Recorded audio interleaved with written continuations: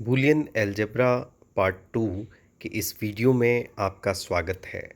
मैं हूं डॉक्टर प्रवीण गुप्ता और आज हम यहां पर बूलियन अलजेब्रा के कुछ बेसिक लॉज के बारे में पढ़ेंगे।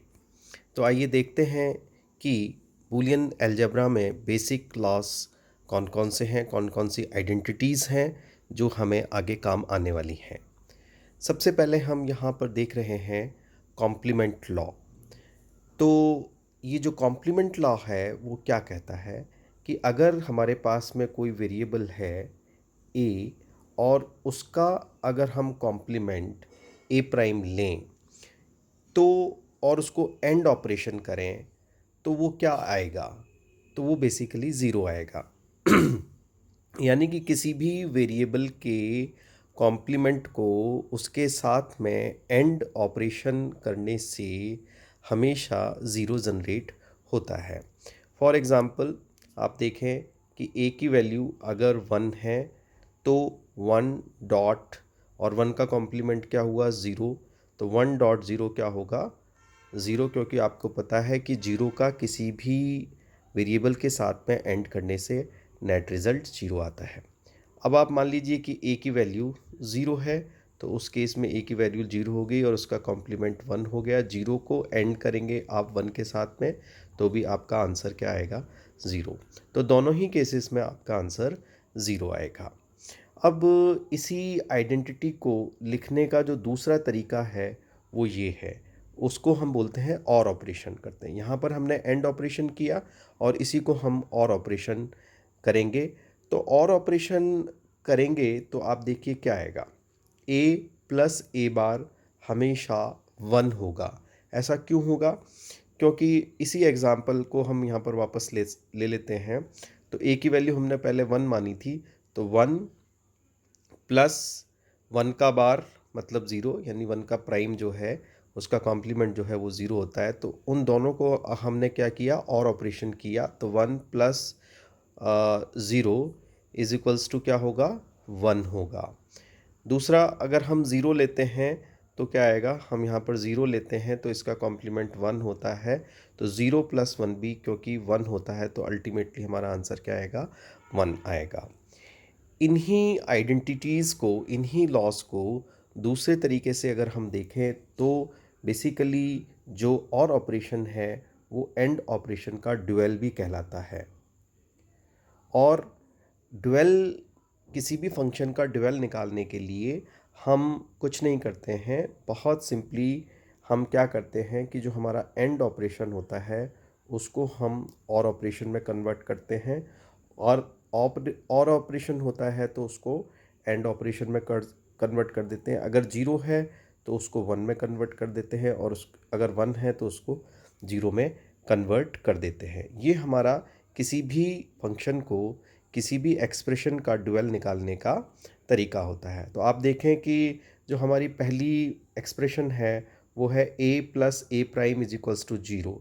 इसका जो ड्यूअल है, ये बेसिकली जो नीचे वाला आप देख रहे हैं ये इसका ड्यूअल है, क्योंकि यहाँ पर ए ही रहा है, क्योंकि वेरिएबल चेंज नहीं होगा। ए प्राइम भी ए प्राइम रहा और जो डॉट है वो प्लस में कन्वर्ट हो गया है और जो ज़ीरो है वो 1 में कन्वर्ट हो गया है। तो इस तरीके से आपको किसी भी लॉज में उसका ड्यूअल भी ट्रू होगा ये समझना है, और ये सभी लॉज में आपको देखने को मिलेगा। तो अब हम सेकंड जो हमारा लॉ है वो है हमारा एन्यूलमेंट लॉ। एन्यूलमेंट लॉ में हम देखेंगे कि ए को अगर हम ज़ीरो के साथ में एंड करेंगे तो हमारा आंसर ज़ीरो आएगा, जो कि समझना बहुत सिंपल है कि ज़ीरो का किसी भी वेरिएबल के साथ में हम एंड करते हैं तो वो ज़ीरो आता है। अब मैंने आपको जो पहले पीपीटी में बताया था कि इसका अगर हमें ड्यूअल निकालना है तो हम क्या करेंगे, वेरिएबल एज इट इज़ रहेगा लेकिन ज़ीरो 1 में कन्वर्ट हो जाएगा और जो एंड ऑपरेशन है वो प्लस में कन्वर्ट हो जाएगा।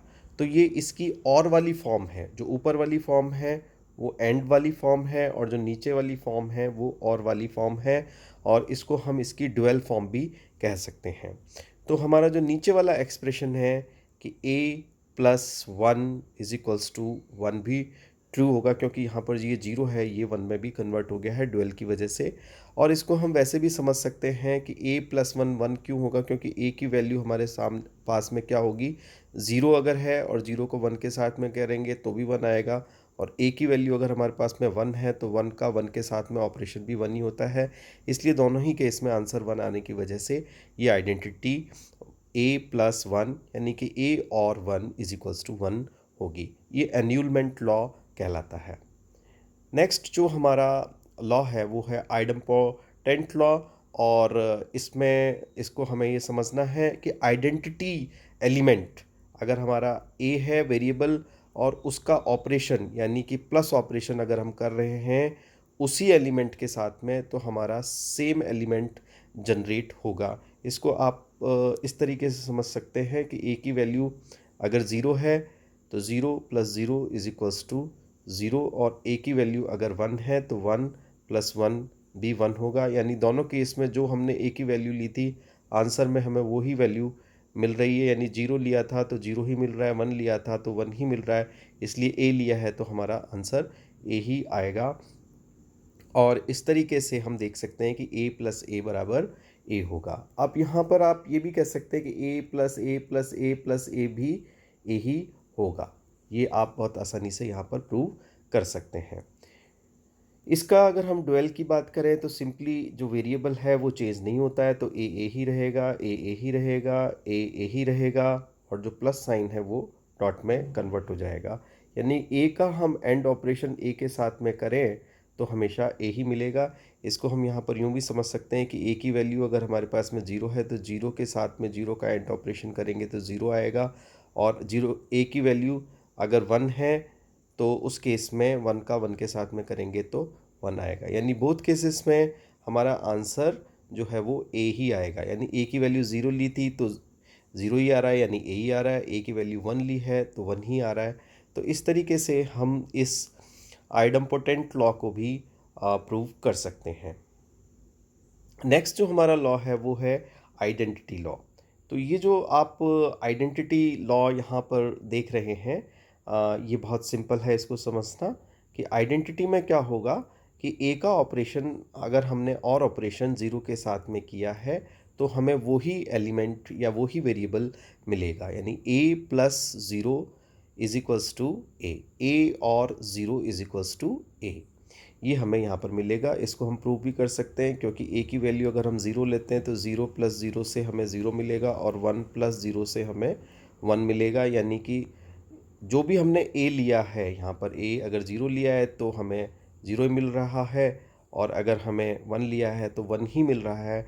इसलिए हम ये कह सकते हैं कि हमारा आंसर ए ही आएगा।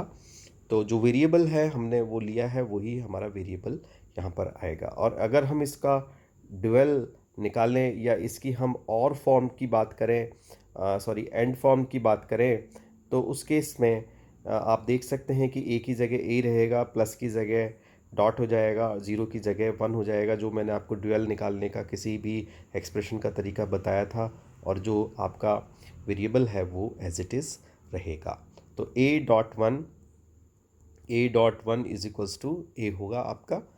इसको आप यूँ भी समझ सकते हैं कि ए की वैल्यू अगर 0 है तो 0.1 आपका 0 होगा और 1.1 आपका 1 होगा। यानी कि ए की वैल्यू जो भी वैल्यू आपने ली थी आंसर में भी वही वैल्यू मिलेगी। इसका मतलब आपको ए मिलेगा आउटपुट में। तो ये जो है हमारा आइडेंटिटी लॉ है।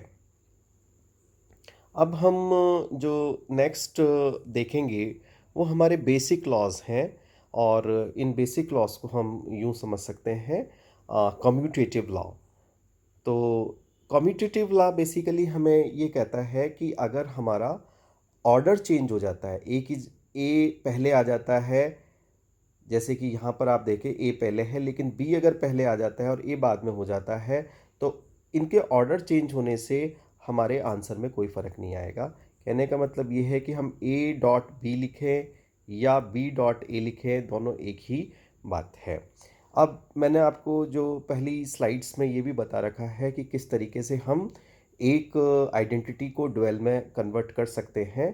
तो अगर हम इसको डुअल में कन्वर्ट करेंगे तो हमारा जो वेरिएबल है वो एज इट इज़ रहेंगे, आप देखें ये वेरिएबल एज इट इज़ रहे, लेकिन कहाँ पे चेंज आएगा, डॉट डॉट का जो साइन है वो प्लस हो जाएगा, यहाँ पे भी डॉट का साइन प्लस हो जाएगा। इसलिए हम कह सकते हैं कि जो इसका डुअल होगा वो हमारा क्या होगा, a प्लस बी बराबर b प्लस ए हो जाएगा।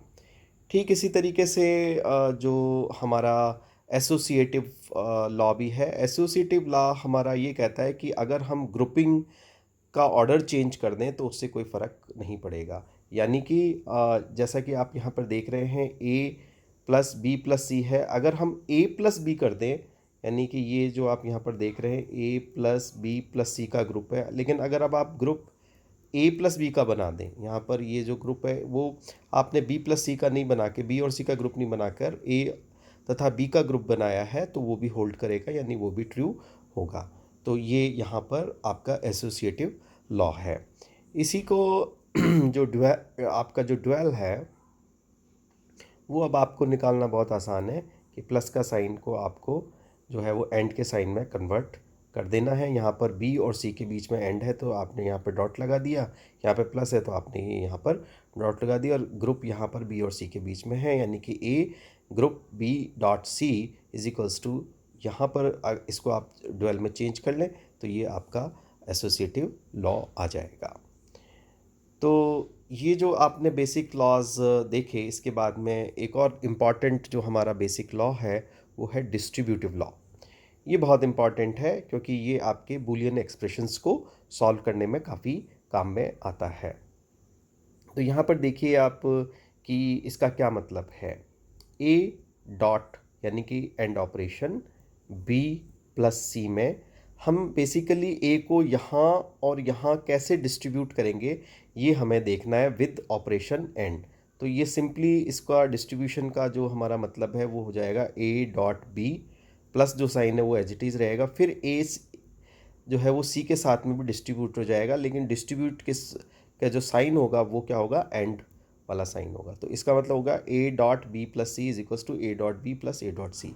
ये ठीक वैसे ही है जैसा कि हम अपने नॉर्मल मैथमेटिक्स में देखते हैं कि जब हम 2 को मल्टीप्लाई करते हैं, मान लीजिए 7 प्लस 6 से, तो इसको हम लिख सकते हैं 2 इंटू 7 प्लस 2 इंटू 6। ये ठीक उसी तरीके से वर्क करता है। और इसका अगर आपको डुअल निकालना है तो उस केस में बहुत सिंपल है कि जो यहाँ पर डॉट का साइन है वो प्लस हो जाएगा, जो प्लस का साइन है वो डॉट हो जाएगा। बी और सी के बीच में ग्रुपिंग है तो यहाँ पर a plus group B dot c को हम क्या लिख सकते हैं, यहाँ पर क्योंकि a डॉट बी है तो ये डॉट जो साइन है वो प्लस में कन्वर्ट हो जाएगा, तो ये ग्रुप a प्लस बी, और क्योंकि यहाँ पे प्लस का साइन है ये यहाँ पर डॉट में कन्वर्ट हो जाएगा और आगे आ जाएगा a प्लस सी। कहने का मतलब ये है कि हम a plus b dot c को क्या लिख सकते हैं, a प्लस बी, क्योंकि अब a है वो b के भी साथ में डिस्ट्रीब्यूट होगा और c के भी साथ में डिस्ट्रीब्यूट होगा। यहाँ पर एंड ऑपरेशन आ जाएगा और आगे आपका आ जाएगा a प्लस सी। तो ये जो डिस्ट्रीब्यूटिव लॉ है वो काफ़ी इम्पॉर्टेंट है, आपको इसको अच्छे से समझ लेना चाहिए।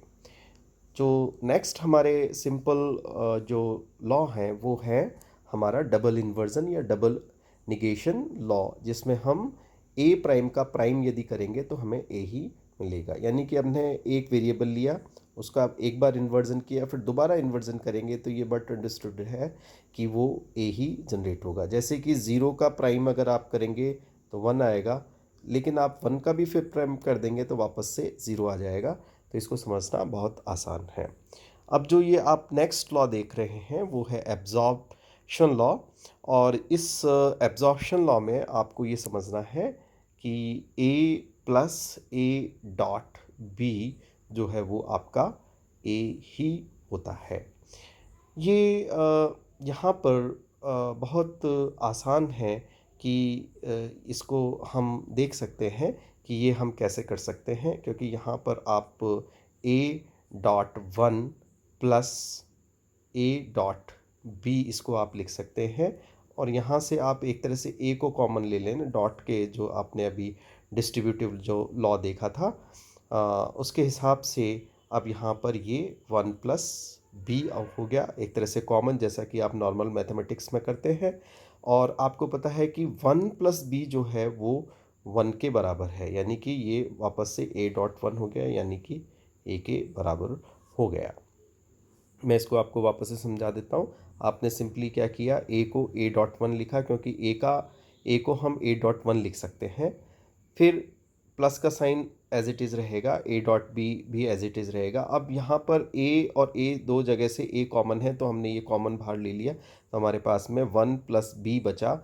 और 1 प्लस b का मतलब है कि एक वेरिएबल को प्लस 1 के साथ में और करना, तो 1 को किसी भी वेरिएबल के साथ और करेंगे तो 1 ही आएगा, तो a डॉट 1 हो जाएगा, तो अल्टीमेटली ये a हो जाएगा। तो ये जो आप यहाँ पर देख रहे हैं, ये एब्जॉर्प्शन लॉ है, ये इसकी ड्यूअल फॉर्म है।